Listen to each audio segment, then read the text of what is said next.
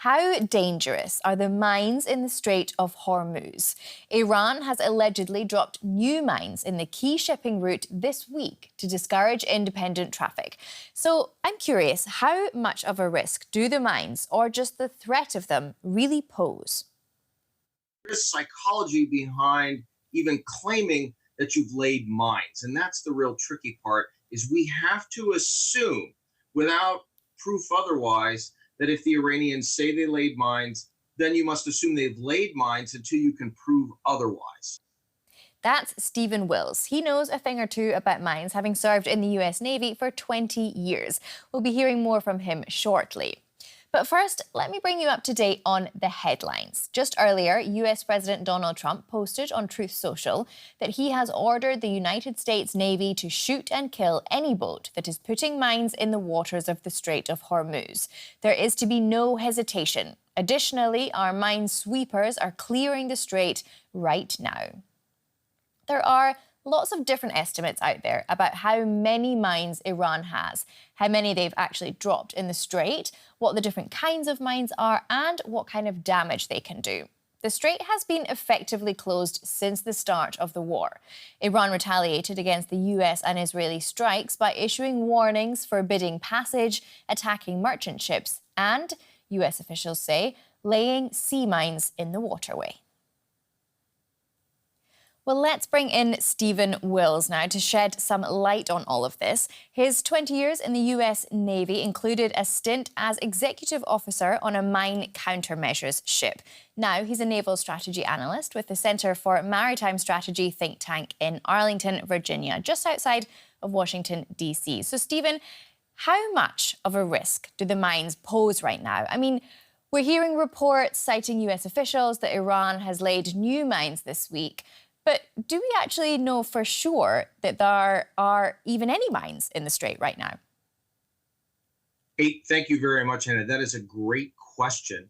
And in all honesty, all it really takes is someone saying that they've laid mines to cause danger and uncertainty. So merely claiming there's a minefield in place, even if there are no mines, is often enough to upset shipping companies and navies. Iran is well known for having a very large stock of mines, in some instances upwards of 5 or even 6,000 such weapons. Many of these are older World War II type mines that people are familiar with. The spherical object with spikes sticking out of it on the surface. Exactly. Although this is a moored mine with a base attached to it. That's the other type. That black part at the bottom sits on the bottom, and there's a cable that allows the mine to rise to a preset depth. And yes, that's an outstanding picture right there alone. Iran is known to possess a number of different types of mines, everything from these sort of old school World War II types up to very modern bottom influence mines, such as were discussed having been laid by Iran in the last couple of weeks. Yes, much more so like that. These mines sit on the bottom. They often look a great deal like rocks and debris and so forth. Sometimes they're detonated by a ship's magnetic influence. And in some cases, there's actually a counter on the mine. So the mine won't detonate until the third ship passes over. So mines are a wicked problem, and it takes time to locate and clear them. And you mentioned just there that Iran has potentially between 5,000 and 6,000. So I Yes. guess not an endless supply, but how many of those have potentially been damaged? Do they have the ability to create more? What are we looking at there in terms of scope? They have back engineered some of the mines that they've gotten from other countries. Iranian bottom mines look a great deal like the Italian Manta mine. This is the mine type that famously damaged the USS Princeton during Gulf War I. It's a bottom mine. It causes explosion that transmits force through the water in a whipping motion that can damage ships. So yes, Iran has a limited ability to manufacture more. Some of them may have been destroyed in the course of various U.S. strikes. And also, Iran does practice mine laying, but this is something the Iranian Revolutionary Guard Corps does with very small craft, with maybe only 1 or 2 mines present aboard each ship. And with that type of a mine laying operation, it may have been difficult for them to lay more than a scattered number of mines. So it's hard to tell. You have to go in and use mine detection assets, which are often now at least unmanned vehicles, to try and identify the number and types of mines that may be present. Well, it sounds like a minefield. And as we Yes. showed earlier, President Trump says he has ordered the US Navy to shoot and kill any boat that is putting mines in the waters of the Strait of Hormuz. How visible are mine-laying operations in reality? I mean, you spoke a little bit about that there, but perhaps you could go a bit deeper. Yes, I'd be happy to do that. So the interesting piece of news here, I think, is that this is not a new problem. CENTCOM, United States Central Command, has been looking at this problem for almost 40 years and has been observing Iranian mine laying, both real world operations and certainly the exercises they've done. The United States and allied nations that have been present in the Persian Gulf have also conducted their own mine warfare exercises. So I suspect they have a pretty good idea of what a mine laying vessel might look like and when such a vessel would lay mines. The U.S. has gotten pretty good at this. Very famously, back in the period of the 1980s, in the tanker war, U.S. Aviation forces identified an Iranian mine layer, the Iran Ajar, that was laying sort of traditional floating mines in the Gulf, and was able to use a boarding party and capture that vessel so it couldn't lay more mines. So I think Central Command has a good idea of what an Iranian mine layer looks like, and they're probably able to engage it if they have the rules of engagement to actually sink one. And that may be the case now. But again, they've got 35 plus years of experience in looking at this, and I suspect that they will be able to do that.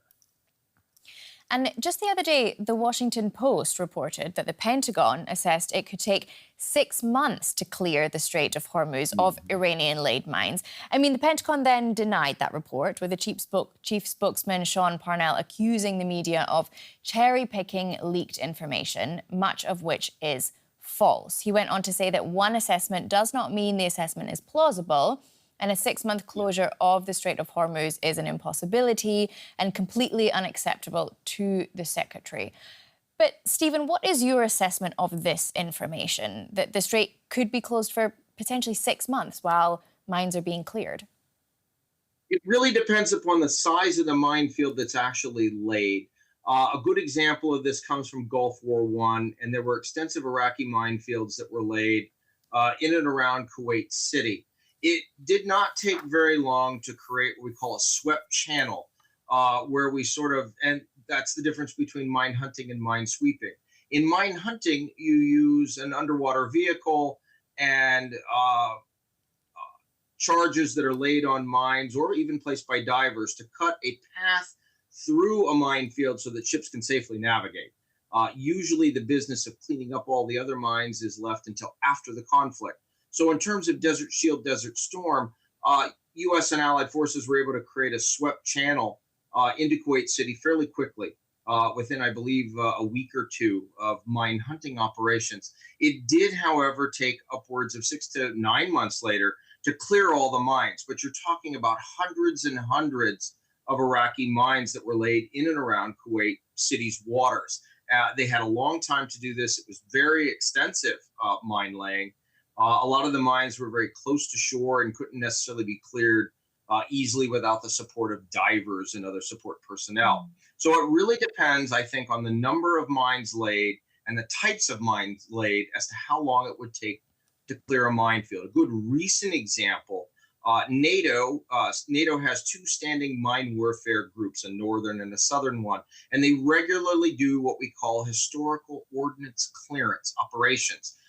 Sadly, both the Baltic and the Black Sea are full of ordnance from multiple conflicts. And this is a good practice opportunity for the NATO mine warfare forces to practice actually identifying and disarming, legacy systems. This is similar to what they do in wartime.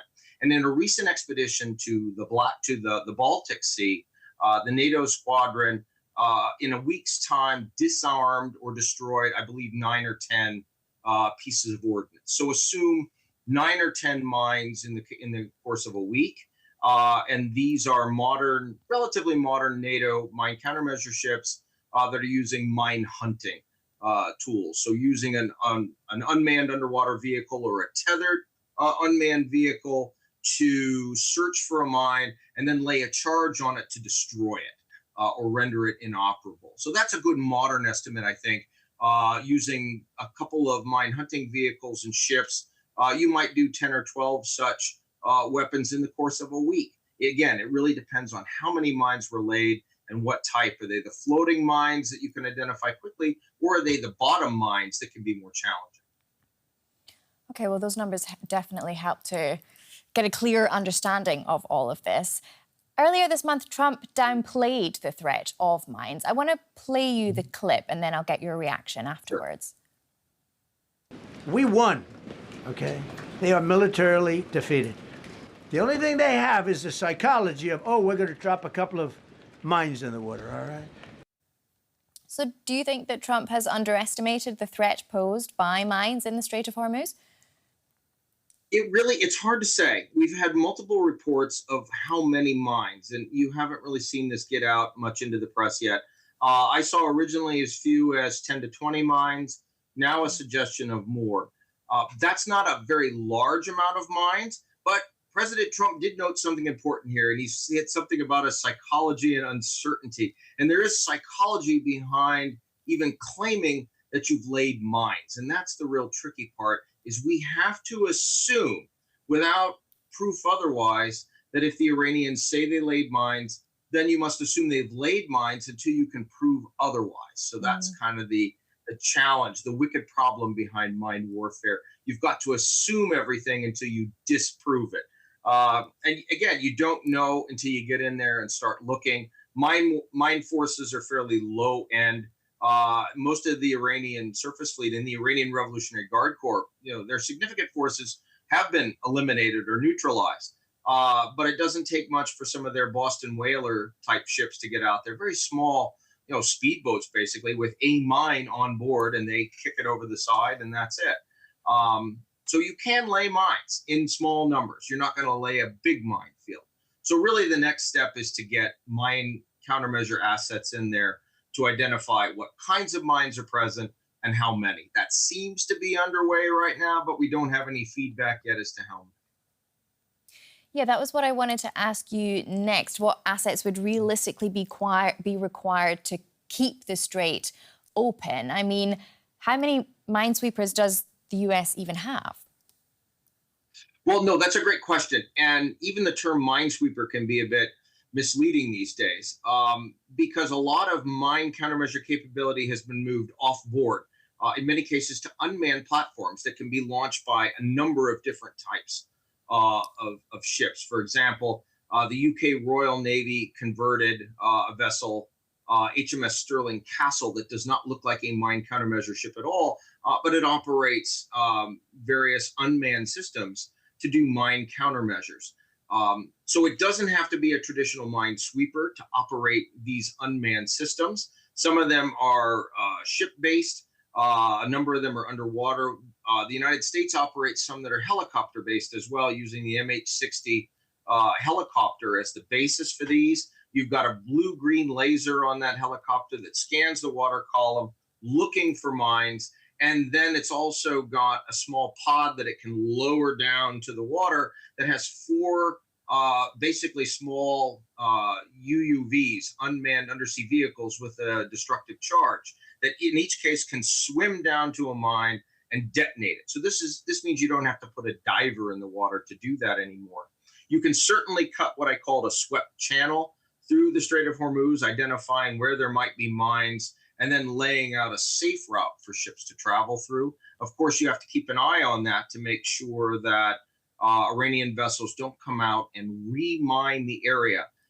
There's a famous historical example of this that I'll give you to finish this. Back in 1915, when the British and French navies were attempting to penetrate the Dardanelles, they'd done a pretty good job and softened up the Ottoman imperial defenses that were around the strait.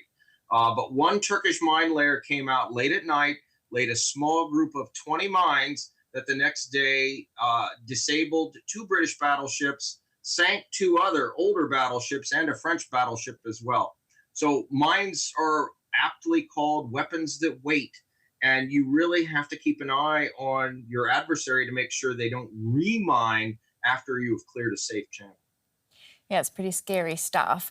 But beyond the use of mines, let's talk a little bit about what else Iran has potentially got up their sleeve in terms of maritime tactics. Trump spoke earlier on Thursday about what he called wise guy ships, meaning Iran's so-called mosquito fleet. I mean, we can see here those boats in pictures aired on Iranian state television, which purport to show armed soldiers boarding container ships in the Strait of Hormuz. Stephen, can you maybe talk a little bit about those and any other maritime tactics that we should be watching out for beyond mines? Hey, these ships have been around for a long time. This has been the Iranian Revolutionary Guard Corps Navy's primary asset for many years. Only in the last 10 or 15 years did they acquire some larger and more capable vessels, all of which appear to have been neutralized at this point. It's very easy to hide those speedboat-sized ships. They're often armed with just a machine gun or a few guys on them with rocket-propelled grenades. The best tactic to counter those is the use of helicopters and air power. These vessels are very vulnerable to air attack. They don't last much past one hit, so they're not a big problem there.